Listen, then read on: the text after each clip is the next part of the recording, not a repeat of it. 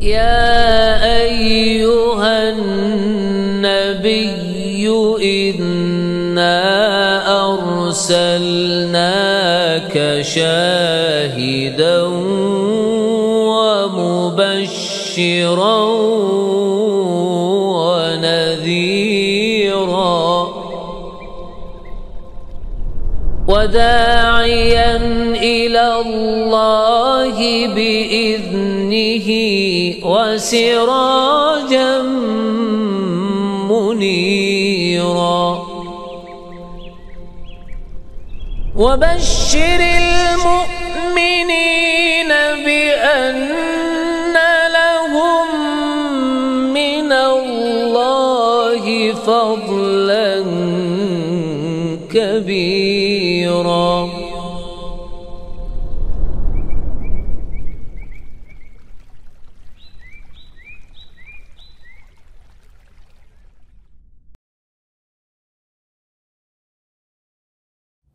يا أيها الناس اتقوا ربكم الذي خلقكم من نفس واحدة وخلق منها زوجها وبث منهما رجالا كثيرا ونساء واتقوا الله الذي تساءلون به والأرحام إن الله كان عليكم رقيبا. يا أيها الذين آمنوا اتقوا الله وقولوا قولا سديدا يصلح لكم أعمالكم ويغفر لكم ذنوبكم ومن يطع الله ورسوله فقد فاز فوزا عظيما. فإن أصدق الحديث كتاب الله وخير الهدي هدي محمد صلى الله عليه وسلم وشر الأمور محدثاتها وكل محدثة بدعة وكل بدعة ضلالة وكل ضلالة في النار. أما بعد. Para ikhwah sekalian rahimakumullah, kita lanjutkan kajian kitab Tauhid. Permasalahan yang akan kita bahas insyaallah lanjutan dari tema larangan untuk menyembelih di tempat terlarang, yaitu menyembelih binatang niatannya karena Allah tapi tetap terlarang karena dilakukan di tempat yang dipergunakan untuk berbuat syirik. Pada pertemuan lampau kita membahas terkait dengan hal itu dan juga tentang masjid dirar. Kali ini kita di halaman 44, yaitu riwayat dari Thabit bin Ad-Dhahhak tentang nazar, dan juga bernazar di tempat yang terlarang. Dari Thabit bin Ad-Dhahhak beliau menuturkan, nazara rajulun an yanhara ibila bibuanah fasa'ala Nabi SAW. Ada seseorang dari sahabat yang bernazar akan menyembelih seekor unta di Buanah. Buanah itu suatu tempat di dekat Mekah. Lalu ia bertanya kepada Nabi. Maka Nabi SAW bertanya padanya, hal fiha wathanun min awthanil jahiliyati yu'bad? Apakah di tempat tersebut tidak ada buanah itu pernah ada salah satu dari berhala jahiliyah yang disembah di tempat itu? Maka para sahabat menjawab, enggak ya Rasulullah, tempat itu bersih dari penyembahan selain Allah. Maka kata Nabi SAW, aufi binadharik, maka silakan penuhilah nazarmu. Fa innahu la wafa'a li nadhrin fi ma'siyatillahi wala fi ma la yamliku ibnu Adam. Penuhilah nazarmu itu karena sesungguhnya tidak ada pemenuhan suatu nazar dalam bermaksiat kepada Allah dan pada perkara yang di luar hak milik seseorang. Hadis ini terkait dengan nazar dan itu akan menjadi bab berikutnya tentang nazar bukan karena Allah, bukan kepada Allah. Nazar kita pahami dulu maksud dari nazar. Apa itu nazar? Ketahuilah bahwasanya nazar itu beda dengan nazar. Kalau nazar itu pakai za, ya pakai za. Berarti tulisan nazar kalau di Indonesia kan berarti N-A-D-Z-A-R, nazar. Kalau nazar maka itu pakai za. Kalau di Indonesia kan NAZHOR atau AR, nazar. Beda huruf nazar dan nazar. Kalau nazar itu melihat. Kalau nazar itu ada hakikat tersendiri dan dia adalah ijabul mar'i ala nafsihi ta'atan laysat wajibatan alaihi bisyara'. Seseorang mewajibkan atas dirinya suatu ketaatan yang bukan kewajiban secara syar'i. Bukan suatu kewajiban syar'i, hal yang mungkin tidak sampai wajib atau hanya sunnah atau mubah boleh, tapi dia mewajibkan dirinya itu sebagai suatu nazar kepada Allah Azza wa Jalla. Makanya nazar seperti mengatakan, saya bernazar kepada Allah, jika saya lulus maka saya akan puasa Senin Kamis selama sebulan. Ya. Maka wajib atasnya untuk puasa Senin Kamis selama sebulan sesuai dengan nazarnya. Dan aslinya puasa Senin Kamis itu sunnah, tidak wajib. Tapi karena dia mewajibkan dirinya dan mengatasnamakan Allah Azza wa Jalla, maka jadi wajib. Begitu, jadi wajib. Dan dalam hadis ini tidak boleh memenuhi nazar dalam rangka maksiat kepada Allah. Misalnya saya bernazar kalau setelah saya lulus, saya akan tawuran misalnya sama sekolah sebelah. Maka ini termasuk nazar yang maksiat, tidak boleh ditunaikan. Dan juga tidak boleh melakukan nazar fima la yamliku ibnu Adam, untuk hal yang di luar kekuasaan anak Adam atau milik anak Adam. Misal saya bernazar kalau saya lulus kuliah maka saya akan terbang ke planet Pluto misalnya. Ini main-main, enggak sah. Ya, atau sesuatu yang dia miliki secara hak. Misalnya saya bernazar kalau saya lulus kuliah saya akan menjual rumah tetangga saya. Nah, ini apa lagi? Enggak mungkin, ya. Gitu. Ya. Atau kerja di Office 8. Saya bernazar kalau misalnya gaji saya naik, saya akan memecat beberapa karyawan. Padahal antum bukan siapa-siapa. Nah, ini enggak di luar kekuasaan antum. Maka nazar seperti ini nazar yang main-main dan tidak sah. Ya. Kemudian syarat-syarat nazar yaitu baligh, akil baligh dan juga ikhtiar. Akil berakal normal, tidak gila orang yang bernazar itu. Terus baligh yaitu sudah mencapai usia baligh, baik dengan tanda-tanda baligh atau karena sudah di atas 15 tahun. Ikhtiar yaitu dalam keadaan tidak terpaksa, tidak dipaksa oleh pihak tertentu, melainkan memang pilihan dia untuk bernazar seperti itu. Adapun nazar yang dipaksa oleh pihak lain, maka ini tidak sah sebagai nazar karena syaratnya itu hilang.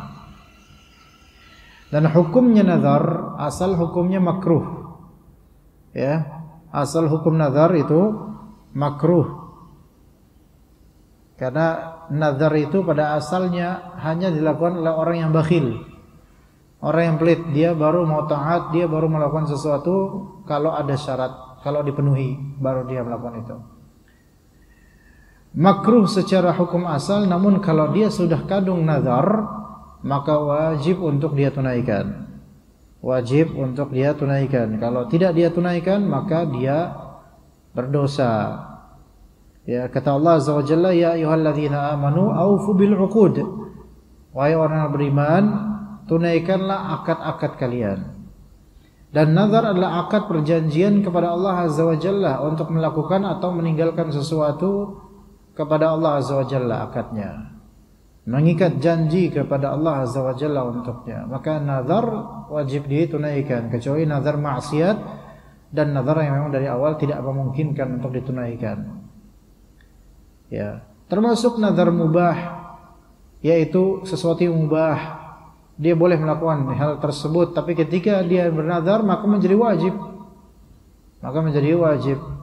Ya, misal kalau gaji saya naik bulan depan, maka saya bernazar, berjanji kepada Allah bahwa saya akan mengepel parkiran Office Act.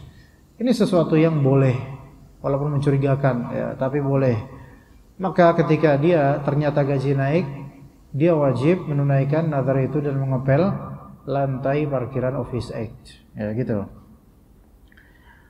Nah, kata Nabi sallallahu alaihi wasallam, "Man nadhara an yuti'a Allah falyuti'hu." Barang siapa yang dia bernazar dalam rangka ketaatan, yaitu konten nazarnya konten ketaatan, seperti kalau saya lulus maka saya akan salat ba'diyah selalu misalnya. Kalau saya lulus saya akan qiyamul lail selama 1 bulan misalnya. Maka ini nazar ketaatan, maka hendaklah dia taati Allah. Wa man nadhara an ya'si Allah fala ya'sihi. Dan barang siapa yang bernazar untuk bermaksiat kepada Allah, maka hendaklah dia tidak bermaksiat kepada Allah Azza wa Jalla. Dan nazar itu adalah akad. Kemudian ada syarat-syarat nazar kepada Allah. Ini syarat nazar kepada Allah. Jadi nazar itu hanya kepada Allah. Kalau kepada manusia itu hanya janji biasa. Ya, seorang suami janji ke istrinya, "Dek, kalau misalnya kamu nanti malam masak nasi goreng, maka besok insyaallah akan Mas kasih 500.000." Ya, misalnya. Apakah ini nazar? Bukan, ini janji, wa'ad. Ya, ini janji. Beda dengan nazar. Karena nazar ini kepada Allah Azza wa Jalla. Ya. Maka syarat-syaratnya yang pertama, nazar itu harus dengan niatan dalam rangka apa? Taat kepada Allah Azza wa Jalla. Taat kepada Allah Azza wa Jalla, itu pertama. Dan yang kedua, nazar tersebut harus dimampu oleh hamba yang bernazar. Kontennya harus mampu dia. Kalau misalnya dia punya penyakit mah yang kumatan, kalau lapar, terus dia bernazar puasa tiap hari selama sebulan, maka ini bermudarat buat dia nggak mampu, maka nggak boleh dia bernazar seperti ini. Dia harus batalkan nazarnya dan membayar kafarat nazar. Ya, juga yang ketiga, bernazar untuk sesuatu yang dia miliki. Dia mampu dan dia miliki. Kalau bukan miliknya seperti tadi, kalau saya lulus ujian maka saya akan bernazar untuk menjual rumah tetangga saya. Ini enggak milik, bukan milik dia. Kayak gitu. Ya. Kemudian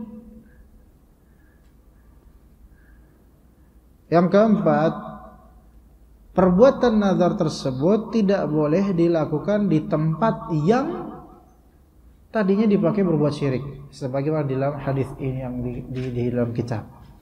Nazar itu tidak boleh dilakukan di tempat yang tadinya dipakai buat syirik, nggak boleh. Ya, kalau sekarang semisal di gereja, nggak boleh bernazar di gereja karena itu tempat yang orang-orang berbuat syirik di dalamnya dengan menyembah salah satu makhluk Allah, yaitu Nabi Isa alaihissalam. Atau di kuil-kuil, di candi-candi, nggak boleh bernazar di situ. Auzubillah min dzalik. Ya, yang kelima yaitu tentu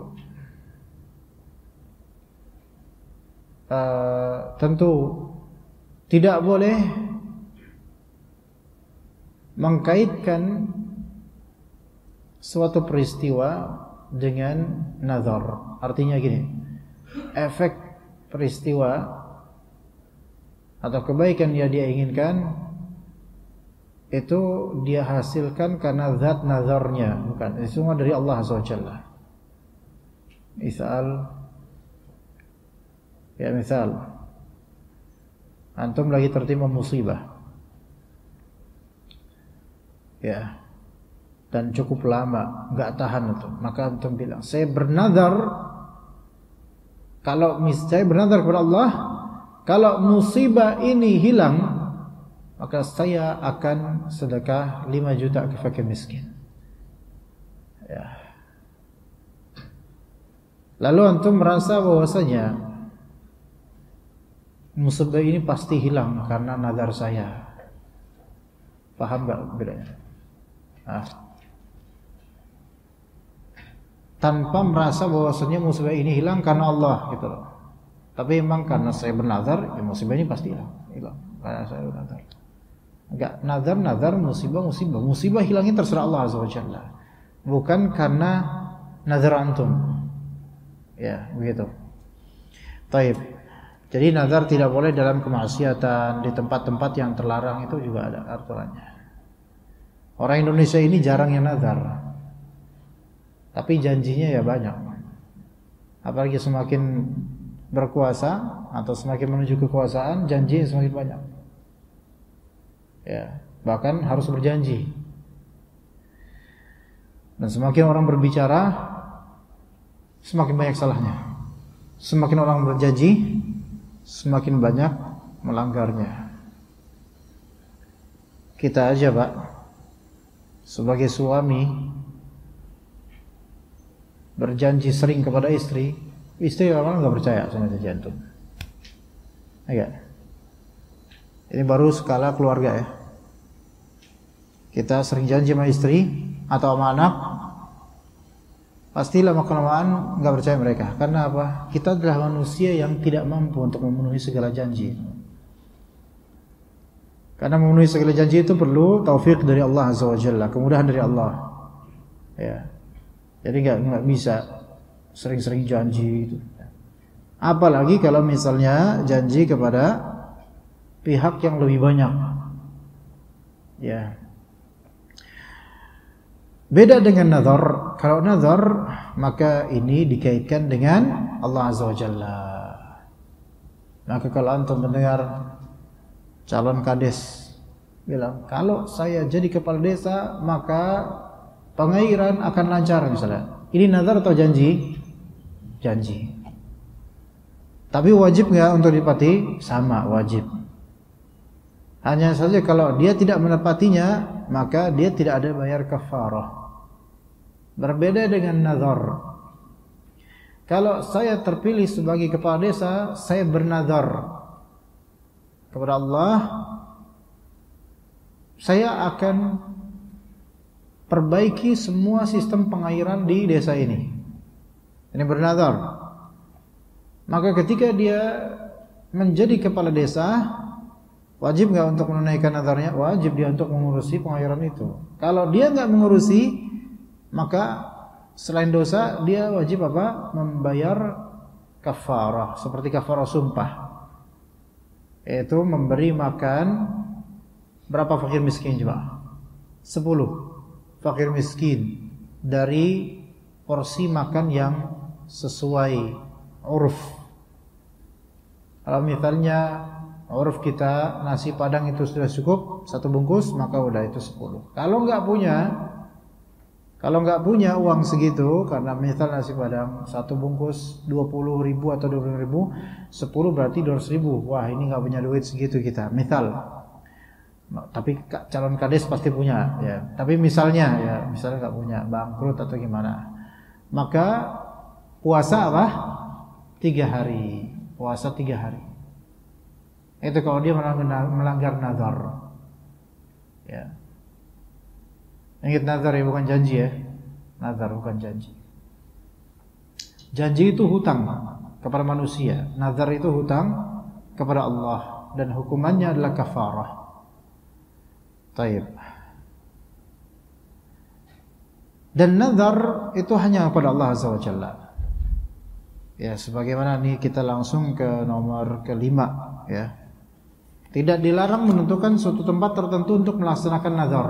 Seperti ada saksinya misalnya di suatu tempat boleh, selama tempat itu terbebas dari hal-hal yang terlarang seperti tempat penyembahan agama lain, kuil, candi, sinagog, gereja, pura dan seterusnya.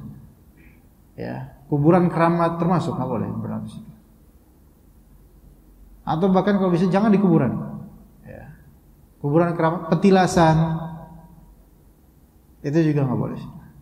Kenapa? Karena di situ indikasi orang-orang berbuat syiriknya kuat. Ya. Taib yang keenam, akan tetapi jika pernah salah satu dari berhala-berhala kaum jahiliyah meskipun sudah tidak ada lagi, maka dilarang melaksanakan nazar di tempat itu. Walaupun berhalanya udah nggak ada, Tapi di situ dikenal dulunya tempat penyembahan. Makanya nggak boleh. Ya, nggak boleh. Kecuali kalau sudah diubah menjadi tempat yang supernatural, tidak dikenal lagi sebagai apa? Tempat penyembahan dulunya. Misalnya tadinya adalah apa? Ya, kuil misalnya atau centeng. Apa? Kok centeng? Apa kelenteng? Apa? Kelenteng. Bukan tengkleng, bukan. Kelenteng. Kelenteng. Ya, begitulah pokoknya lah ya. Nah, kemudian dijual rumah ibadah itu dan diganti oleh pembelinya menjadi masjid dan diubah semuanya total. Sekarang menjadi masjid, ya. Maka boleh. Karena orang sudah tidak mengenalnya lagi sebagai bekas tempat itu atau sebagai tempat kelenteng itu. Kemudian dilarang pula melakukan nazar di suatu tempat jika di tempat itu pernah dilaksanakan salah satu dari perayaan hari raya mereka, walaupun tidak bermaksud demikian. Ya.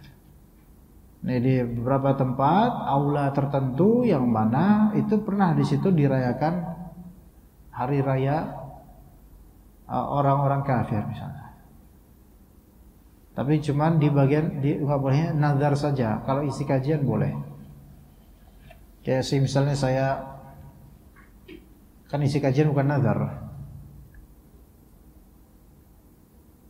Ada nih dekat sini kan ada Trans 7, ya kan? Transcorp itu. Kan ada Bank Mega di situ. Ana rutin di situ isi kajian. Tapi yang menjadi panitianya yang ngundang itu bukan orang Bank Mega, bukan. Tapi orang Trans. Ya. Itu ada aula di gedung besarnya itu. Lantainya dapatan di lantai 3. Aulanya luas, masya Allah, dingin. Dan di situ kadang-kadang ada perayaan hari mereka orang Nasrani, karena banyak Nasrani di situ. Belum lama ini ada hari semacam Easter apa-apa gitu. Ya. Itu di aula itu kadang-kadang ada perayaan seperti itu. Nah, di hari Rabu ana kajian hari Rabu zuhur. Ya, mereka lagi ada perayaan itu dan kami yaitu kaum muslimin, ya muslim, isi kajian di samping aula itu. Di aula lain tapi di samping aula itu. Yang mana aula besar itu yang mereka gunakan untuk perayaan Nasrani mereka, itu biasanya Rabu itu digunakan untuk kajian. Maka ini boleh. Pertama, ini memang tempat netral. Kedua, ini bukan untuk nazar dan tidak ada larangan isi kajian di situ. Lantas kalau misalnya antum isi kajian di gereja boleh atau tidak? Boleh kalau memang dalam rangka dakwah. Kalau itu bisa bermaslahat, bermanfaat. Adapun kalau antum isi kajian di gereja dan harus disetting kalimatnya dan enggak boleh membicarakan tentang agama lain, hanya bicara akhlak dan diatur seperti itu, maka sebaiknya tidak, karena itu makar atau tipu daya mereka. Jangan. Lagi pula siapa di antara antum yang mau isi kajian di gereja? Di sini aja antum nggak mau isi kajian, ana yang mau. Ya. Tapi boleh kalau memang itu terjadi. Cuma melihat maslahat dan madaratnya. Namun bernazar di tempat itu ketika mereka itu menyembah Isa alaihissalam, maka ini tempat syirik. Maka ini tempat syirik. Kemudian tidak boleh melaksanakan nazar di tempat tersebut karena nazar tersebut termasuk kategori nazar maksiat, yaitu karena zat perbuatannya maksiat, yaitu bernazar di tempat berpotensi syirik. 9, harus dihindari perbuatan yang menyerupai kaum musyrikin dalam cara keagamaan dan perayaan hari raya mereka, walaupun tidak bermaksud begitu. Ya, kita nggak boleh tasyabuh dengan orang kafir musyrik. Kata Nabi SAW, man tasyabaha biqaumin fahuwa minhum. Barang siapa yang menyerupai suatu kaum, maka dia termasuk golongan mereka. Kalau misalnya hari raya Paskah, Natal dan semisalnya, itu urusan mereka. Kita nggak bisa dan nggak boleh menyerupainya. Bahkan pada asalnya liburan itu kalau bisa jangan sesuai dengan liburan mereka, hari raya mereka. 25 Desember Itu kan hari Natal. Kalau memang mereka mau libur, silakan. Tapi asli Muslim sebaiknya jangan libur. Cuman kan kantor ngeliburin. Benar nggak Pak? Ah? Iya. Coba antum datang ke Office 8 25 Desember sepi. Antum kerja terus ke kantor sendiri, duduk sendirian di situ sepi. Jin aja bingung kata antum. Lah kok antum masuk kata jin. Ya. Sepi. Ya mau gimana? Ya khalas, ya udah.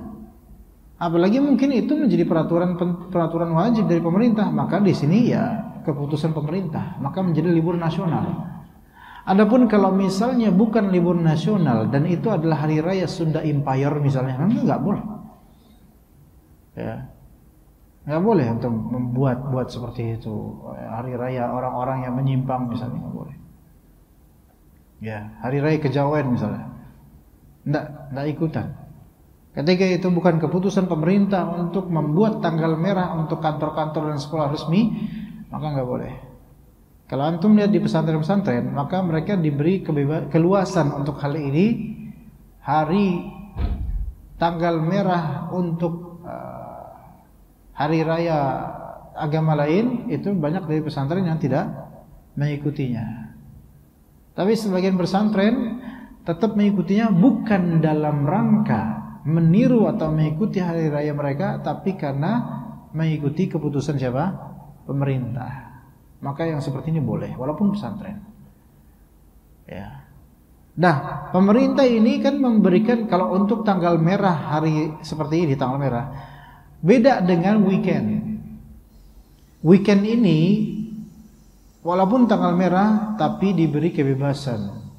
Makanya sebagian dari pesantren hari liburnya itu hari apa? Jumat. Sabtu masuk, ikhwan. Kayak anak dulu pesantren Sabtu masuk. Sabtunya pesantren itu kayak Seninnya antum. Agak kesel-kesel gimana gitu. Ya. Hari Ahadnya antum hari Ahad nih. Ibaratnya hari Selasanya. Ya. Di pesantren hari Ahad itu udah kayak hari Selasa. Tetap masuk sekolah, masuk belajar, nggak libur. Liburnya apa? Hari Jumat.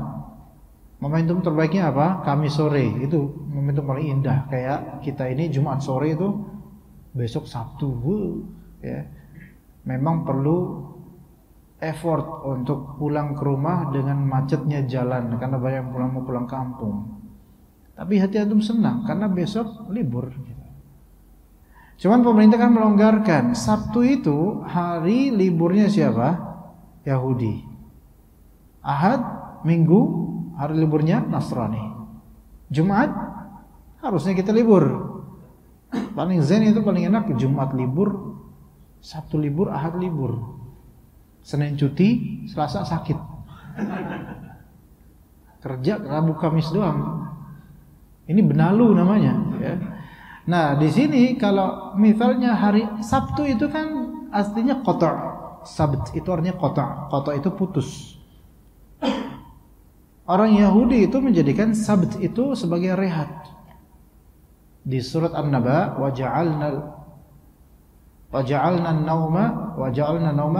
waja'alna naumakum subata. Kami jadikan tidur kalian sebagai istirahat. Subat. Bukan sebat, kalau sebatang rokok itu. Subat, istirahat. Ya. Subat yaitu sabat. Nah.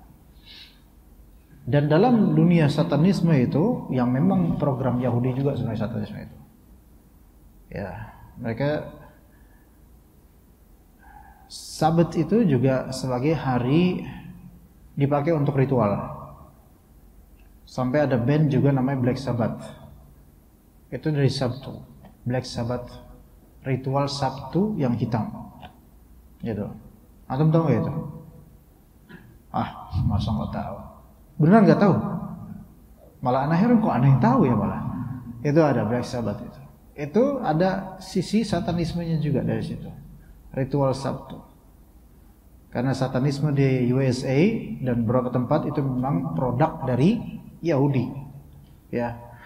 Nah, Sabtu itu hari ini mereka. Makanya dulu hari Sabtu dilarang untuk apa? Mancing orang Yahudi itu. Ya. Tapi mereka melakukan hilah, yaitu pemerdayaan syariat. Ya, Jumat sore mereka taruh bubu dan juga jaring. Ya. Karena ajaibnya Allah menguji mereka. Ketika dilarang, justru mangsanya itu banyak datang.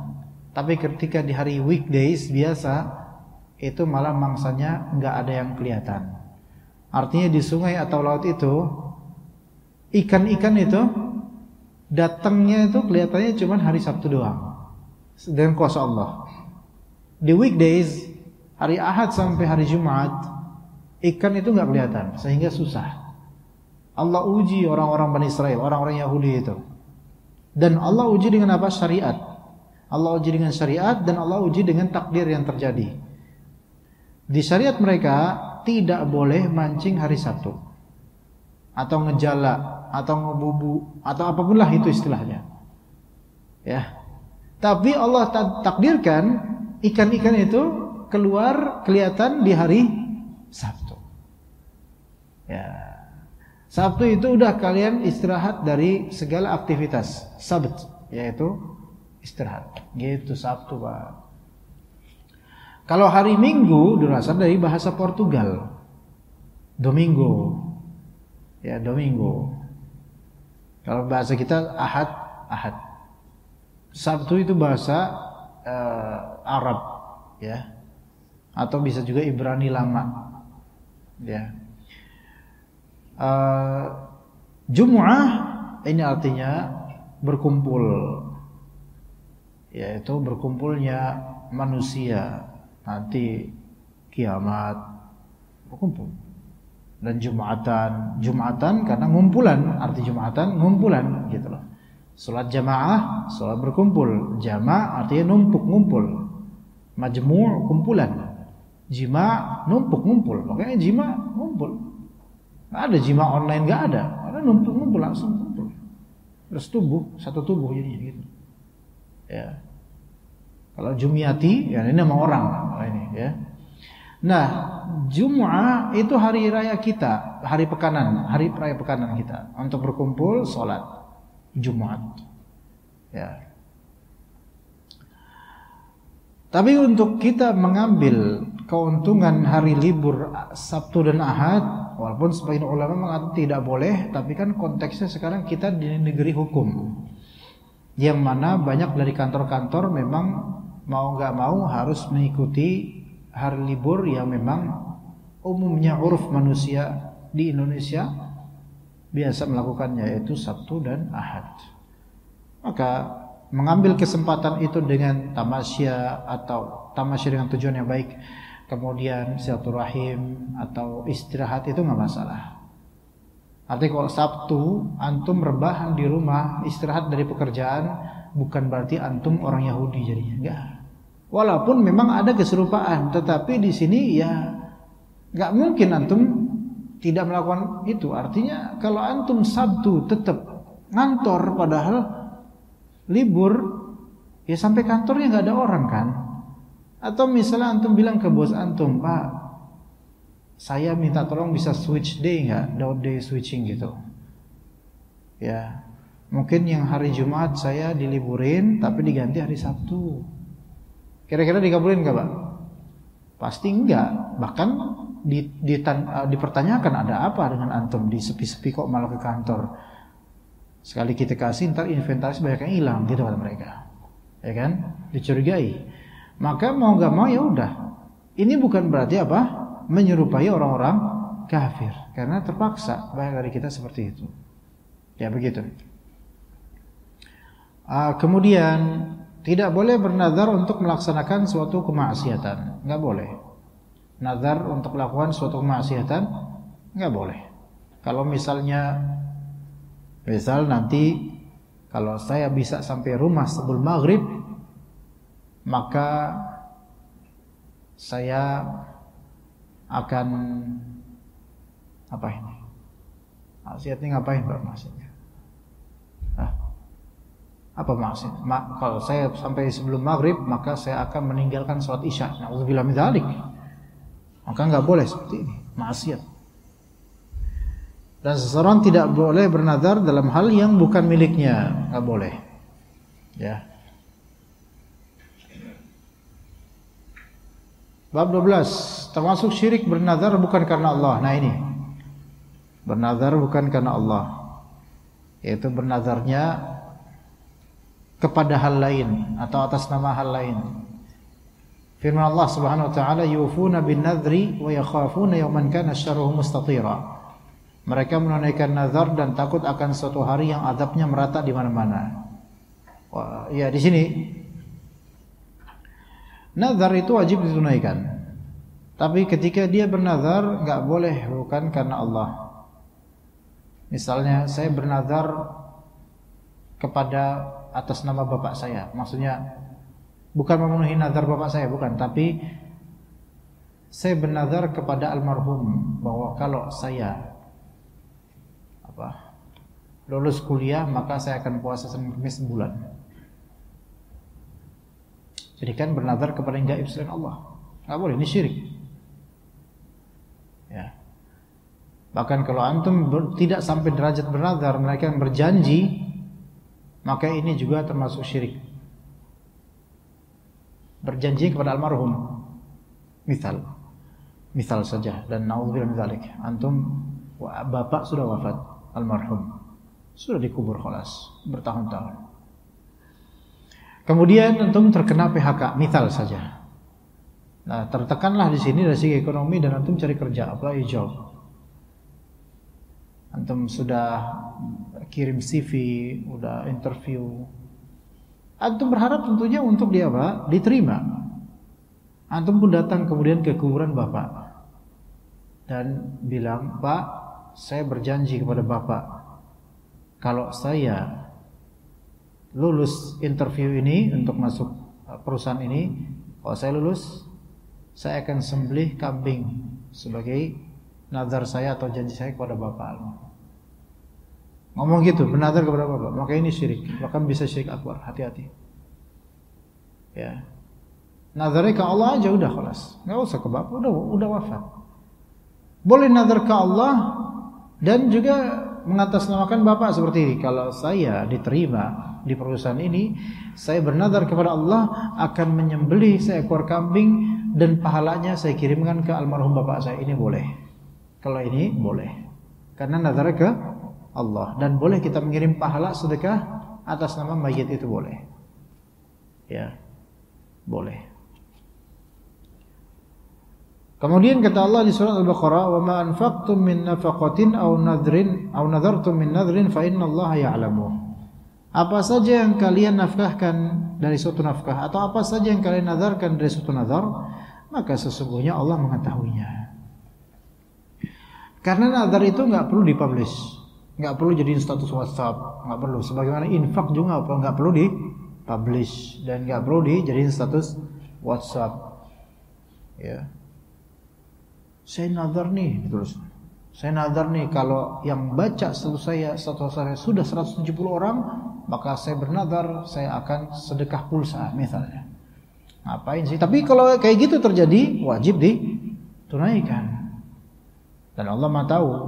Orang nazar secara sirri tidak ada yang tahu kecuali Allah, maka Allah tahu nazar dia, dan nazar itu perlu diucapkan. Ya, bukan sebatas cengkramahan hati atau bicaraan hati, karena itu hanya hadithun nafs. Hadithun nafs itu hanya percakapan jiwa. Ya, tapi dia ucapkan. Baik diketahui orang ataupun enggak, dia ucapkan. Ya, saya bernazar ya Allah, saya bernazar, mungkin dalam doa dia ucap misalnya. Begitu. Tapi kalau cuma di hati doang, maka dikhawatirkan ini cuma apa? Ucapan hati saja, belum sampai nazar yang sah. Walaupun juga bisa juga terjadi, ya, bisa juga jadi nazar. Nah, juga infak. Infak itu enggak harus dipublish. Ya. Di kalimat Al-Baqarah 270 ini, wa ma anfaqtum min nafaqatin, pada akhirnya fa innallaha ya'lamu. Apa yang kalian nafkahkan dari suatu nafkah, sesungguhnya Allah Ta'ala Maha tahu. Nafkah di sini anfaqa yunfiqu itu bisa masuk dalam infak secara umum, bisa masuk maknanya adalah spending money, menghabiskan uang untuk suatu pembelian, itu infak juga namanya. Ya. Atau bisa juga nafkah keluarga. Infak secara umum itu Allah Maha tahu, walaupun tangan kirinya tidak melihat atau tidak mengetahuinya, Allah Maha tahu. Ya. Kita infak secara umum. Jadi gak perlu dipublish. Dahulu ada di antara ulama salaf, di antara keturunan Nabi SAW, keturunan Al-Bait, ada yang disebut Zainal Abidin. Zainal Abidin. Di zaman beliau masih hidup, banyak orang-orang miskin yang bahagia karena setiap atau kadang-kadang di pagi hari mereka orang-orang miskin membuka pintu rumah mereka, didapatkan ada karung makanan di depan pintu mereka. Bahagianya Masya Allah. Suatu ketika Zainal Abidin wafat. Mereka nggak tahu siapa yang ngasih itu, diam-diam. Jadi pagi hari udah kelihatan karung. Masya Allah, siapa yang ngasih ini gitu. Kalau sekarang susah ya Pak, kayak gitu hilang duluan ya. Nah, itu orang miskin bahagia tuh sering dikasih kayak gitu. Suatu ketika Zainal Abidin wafat dan orang-orang miskin tuh nggak tahu siapa dermawan yang melakukan hal ini, nggak tahu mereka. Karena malam-malam nganterin paket makanannya itu, nggak ada yang dulu nggak ada CCTV pastinya. Itu abad ke-3 atau 2 Hijriah. Maka kemudian suatu ketika Zainal Abidin wafat, dan di punggung atau di bahunya itu terdapat goresan-goresan bekas dari bawa-bawa karung makanan. Dan setelah Zainal Abidin wafat itu supply kantong-kantong atau karung makanan itu sudah stop, nggak ada lagi orang-orang miskin mendapatkan kantong makanan di depan rumahnya. Akhirnya mereka tahu ternyata selama ini yang menyedekahkan uang atau harta kepada kita adalah almarhum Zainal Abidin itu. Pelajarannya apa jemaah sekalian? Kita itu kalau nafkah atau infak nggak perlu diketahui semua orang. Ya. Yang penting Allah Ta'ala yang Maha tahu. Ya. Hatta orang yang antum nafkahi atau antum beri atau antum infakin itu, dia mengingkari nafkah antum. Ya. Dan tidak mensyukuri kebaikan antum. Maka Allah tetap tahu gitu loh. Dan siapapun yang menafkah, yang beri nafkah, fahuwa yukhlifuh, Allah lah yang akan memberikan gantinya. Begitu jemaah. Sekarang misalnya antum bekerja pagi hari, bergaul dengan kemacetan, pulang bergelut dengan kemacetan dan keringat, duha sejak sampai kantor sampai zuhur, betul-betul bekerja ya. Habis zuhur letih dengan pekerjaan sehingga tertidur di kajian misalnya. Itu kan rutinitas Pak. Rukun hidup antum kan sebagian kayak gitu Pak. Ya. Mengambil kesempatan momentum untuk tidur dengan khusyuk. Nah itu pas kajian itu paling zen itu. Ya, nggak apa-apa. Nah kemudian masih siang itu bergelut seperti itu untuk apa coba? Antum ngapain kayak gitu coba, capek-capek gitu? Apa cuman pengen ngisi waktu? Enggak kan? Pengen menghidupi anak istri. Akan ada momentumnya. Anda bukan mendoakan, tapi perempuan memiliki tabiat apa? Kufur nikmat. Akan ada momentumnya setiap dari kita diuji dengan kufur nikmatnya istri. Dan tidak melihat betapa dikira jemaah sekalian di sini itu cuma duduk tidur doang, enggak, bekerja demi mereka dengan izin Allah. Ya, dikira bergelut dengan kemacetan itu sia-sia, itu cuma ngisi waktu, enggak, untuk mereka. Tapi ada waktunya.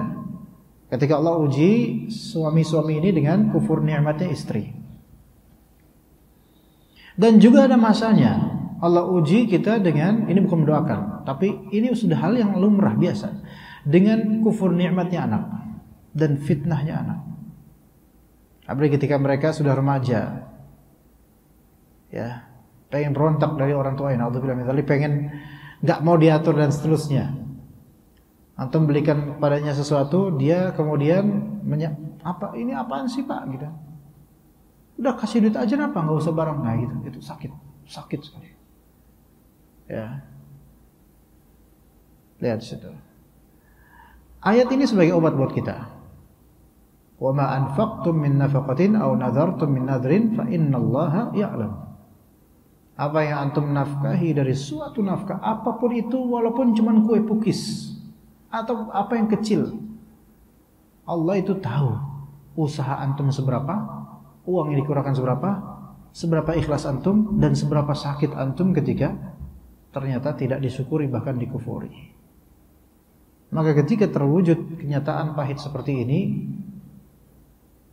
langsung hati itu harus kembali ke Allah dan menyerahkan bahwasanya biar Allah Ta'ala yang menilai dan mempertimbangkan nanti di akhirat. Tapi jangan doain keburukan buat anak istri antum, karena kadang syaitan membisiki mereka, dan semoga diberi uzur, ya gitu, wallahu a'lam. Taib. Kemudian dalam Sahih Bukhari dari Aisyah radhiyallahu anha, bahwa Rasulullah SAW bersabda, "Man nadhara an yuti'a Allah falyuti'hu, wa man nadhara an ya'si Allah fala ya'sih." Barang siapa bernazar untuk mentaati Allah, maka hendaklah dia mentaatinya. Ini hadis yang tadi kita sebutkan. Tapi barang siapa bernazar untuk bermaksiat kepada Allah, maka janganlah bermaksiat kepada Allah. Jangan laksanakan nazar itu, melainkan dia lakukan kafarah, yaitu memberi makan 10 fakir miskin. Kalau enggak mampu, dia puasa 3 hari. Kandungan bab ini menunaikan nazar itu wajib, tapi bernazar pada asalnya makruh, karena itu perbuatan orang pelit, ya. Yang kedua, apabila sudah menjadi ketetapan bahwa nazar adalah ibadah untuk Allah semata-mata, maka menyelewengkannya kepada selain Allah adalah syirik. Jadi masalah nazar ini juga bisa menyentuh kesyirikan kalau ternyata nazarnya kepada mayit, ya, atau kepada orang yang gaib, jin atau seterusnya, ya, atau kepada pacarnya, nggak boleh seperti itu, ya. 3, dilarang untuk menunaikan nazar maksiat. Nah, itu jelas insyaallah pada pertemuan mendatang kita akan membahas isti'adzah insyaallah 2 pekan lagi. Ke depan insyaallah kajian fiqih باذنillah taala. Ya insyaallah taala. Sallallahu ala nabiyyina Muhammad wa ala alihi wa sahbihi ajma'in. Subhanakallahumma bihamdika asyhadu an la ilaha illa anta astaghfiruka wa atubu ilaik. Assalamualaikum warahmatullahi wabarakatuh.